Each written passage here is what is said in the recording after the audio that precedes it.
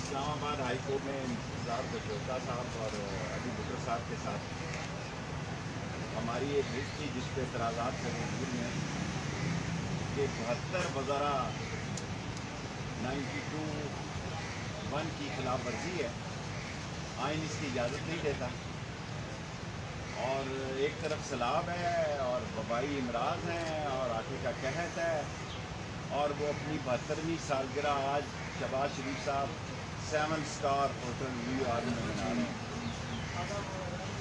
पाकिस्तान में जो हालात आ गए हैं, मैं चाहता हूँ कि ये ग्राउंड रियलिटी सब लोग देखें, सब लोग समझें। ये हज़ारों लोग जो सिविल आर्म फोर्सेस के बुलाना चाहते हैं और ये कह रहे हैं कि हम ड्रोन्स यूज़ करेंगे, ये किसके खिलाफ इस्तेमाल करेंगे? आप इस मुल्क में खाना जंगी कराएंगे। और कल इमरान खान ने, मैं समझता हूँ, दानिशमंदाना बयान दिया है हाई कोर्ट में, इनकी उम्मीदों पे पानी फिर गया। और पाकिस्तान के हालात जो है, जो वर्ल्ड बैंक भी कह रहा है, IMF भी कह रहा है, सवाए ये भिखारी जो है खैरात मांगने के और कुछ काम नहीं करे। आप इनसे पूछें कि वाशिंगटन DC बिलावल क्यों लैंड किया कि जी फ्लाइट मिस हो गई थी।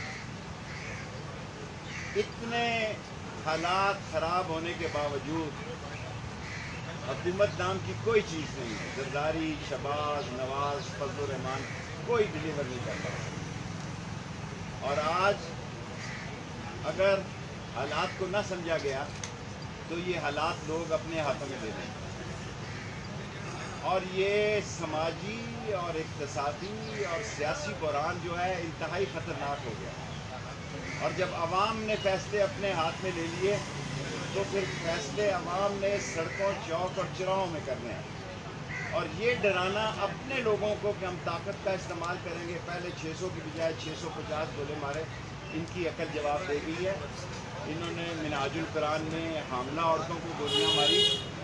ये इस्लामाबाद है 27 किलोमीटर की हुकूमत करने वालों, और ये बड़ा हसास शहर है, और इसके एक तरफ अदारे हैं सारे पाकिस्तान के हसास अदारों के दफ्तर हैं, और एक तरफ सारा डिप्लोमेट सेक्शन है।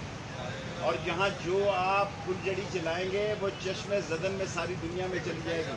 और ये कैमरे 14 करोड़ 15 करोड़ लोगों की जेब में कैमरा है, जिनको कोई शिकस्त नहीं दे सकता, कोई खरीद नहीं सकता।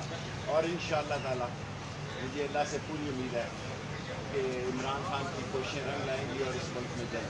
शेख साहब ये बताएं कि आप तो अगली इलेक्शन की बात कर रहे हैं, मौलाना फजल रहमान साहब आपके बड़े दोस्त हैं, वो कहते हैं कि हम तो 1 साल और एक्सटेंड करवाएंगे पार्लियामेंट को। उन्होंने दुनिया का दिलचस्प तरीन बयान दिया कि अगर जो असम्बलियाँ एक्सटेंशन देती हैं उनको एक्सटेंशन क्यों नहीं मिलती। एक्चुअली मसला ये है कि फजल रहमान साहब भी पहली दफ़ा फारग हो गए। दीन का कार्ड भी इन्होंने इमरान खान के खिलाफ इस्तेमाल कर लिया, और आज खुद वजारत खारजा ने कहा कि NGO ने इसराइल में टूर अरेंज किया, जबकि सोशल मीडिया पहले कह चुका है कि जब शहबाज शरीफ का वहाँ जहाज़ लगा उसके साथ कतर में इसराइल का जहाज़ लगा हुआ था। और कितनी देर ये जहाज़ में क्या मीटिंग करते रहे अल्लाह को पता है या इनको पता है। और अब लोग कहाँ गए हैं जो फ्रांस के कहते थे जनाब रोज़ जीना मुश्किल था, आज तो फ्रांस के साथ बगलगीर हो रहे हैं, इसराइल के साथ तल्लुकात बनाने जा रहे हैं। और जो मजहबी कार्ड इमरान खान के खिलाफ इस्तेमाल करना चाहते थे वो इनके खिलाफ है।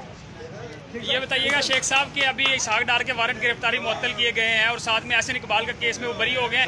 नैब तरमीम आ जाए, नवाज शरीफ आ जाए, सारे लोगों को दें, इनका खेल खत्म हो गया है, उल्टी गिनती शुरू हो गई है। मैंने 15 अक्टूबर तक की तारीख दी है, बार बार चूक रहा हूँ, 5-10 दिन का इजाफा मांगता हूँ।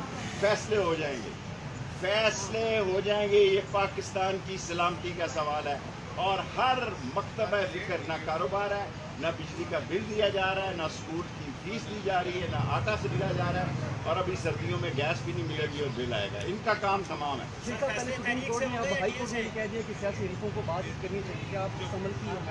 देखिए, मुज़ाकरात तो सियासतदान कभी दरवाजे बंद ही नहीं करता और नहीं करने चाहिए, और अच्छी बात है कि मुज़ाकरात के ज़रिए इलेक्शन की तारीख निकल आए तो इससे ज़्यादा अच्छी बात है। राना सनाउल्लाह ने कहा है डील से फैसले तारीख से होंगे या डील से? देखें, ये बहुत इंपॉर्टेंट सवाल है। کیا اس ملک نے بند گلی میں جانا ہے یا انتخاب کی طرف جانا ہے؟ یہی 20-25-30 دن. رانا ثناء اللہ صاحب کہتے ہیں لانگ مارچ لے کے آئے تو ہم